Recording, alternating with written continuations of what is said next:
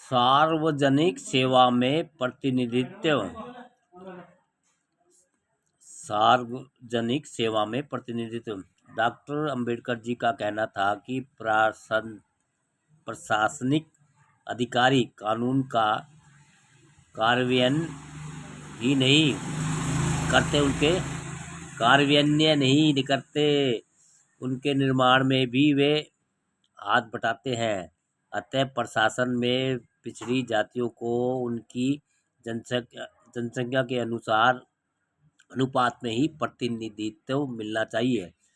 सन 1928 में Simon commission को doctor Ambedkar ने जो नोट दिया था, उसमें मांग की गई थी कि प्रत्येक वर्ष प्रशासन के हर स्तर पर यथोचित संख्या में दलितों, मुसलमानों तथा गैर ब्राह्मणों के लिए पद सुरक्षित होने चाहिए।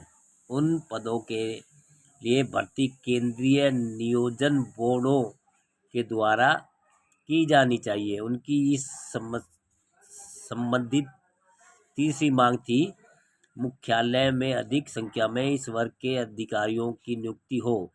गोलमेज कॉन्फ्रेंस की अल्पसंख्यक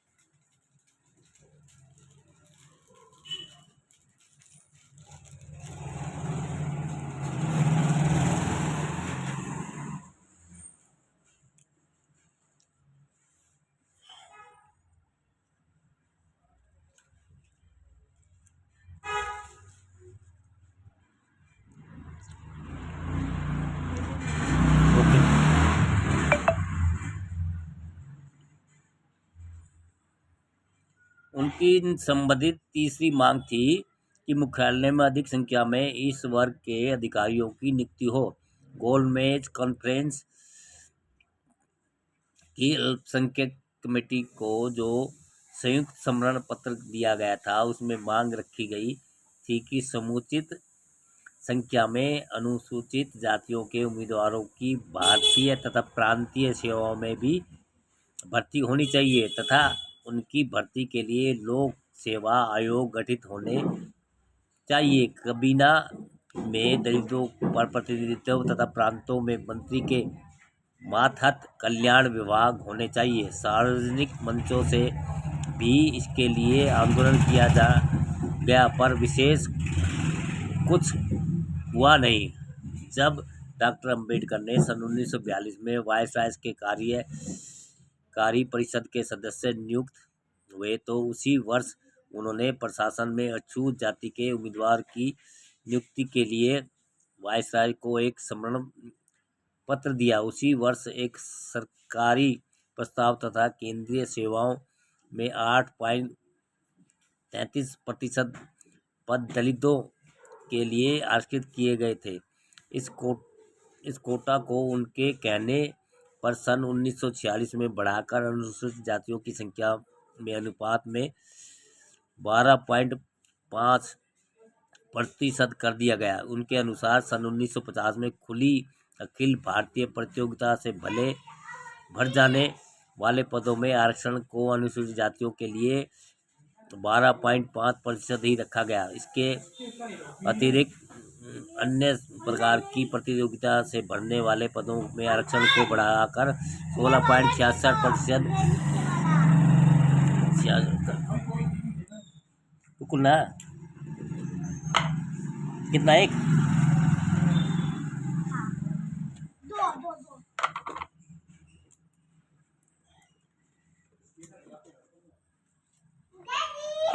10। हाँ बोल बेटा, आप क्या लोगे? ये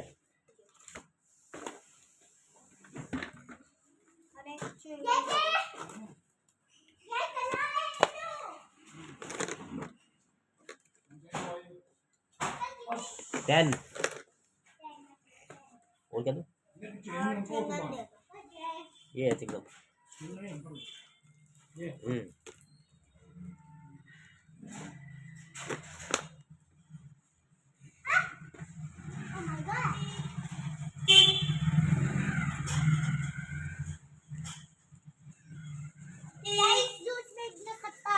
हाँ ठीक है, ओके आ जाएगा।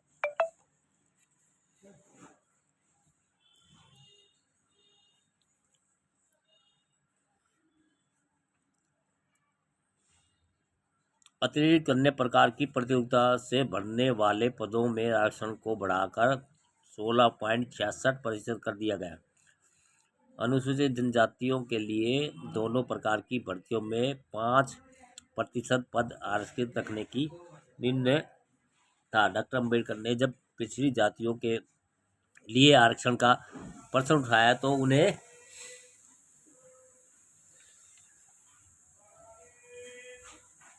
उन्हें मालूम था कि उसका विरोध होगा और विरोध का आधार भी। अतएव अपने आलोचकों का ध्यान देश की सेवाओं के भारतीयकरण के विरोधियों के प्रश्नों की ओर आकर्षित करते हुए उन्होंने कहा था कि प्रशासन को दक्ष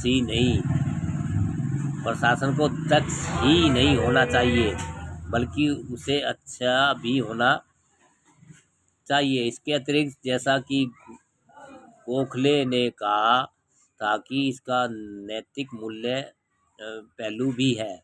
अतः लोगों को अपने देश के प्रशासन में उचित स्थान नहीं मिलता है तो उनकी नैतिक और मानसिक शक्ति में गिरावट आना स्वाभाविक है। क्या यही बात पिछड़ी जाति के लिए आरक्षण में विरोधियों से नहीं कही जा सकती? हाँ दोस्तों।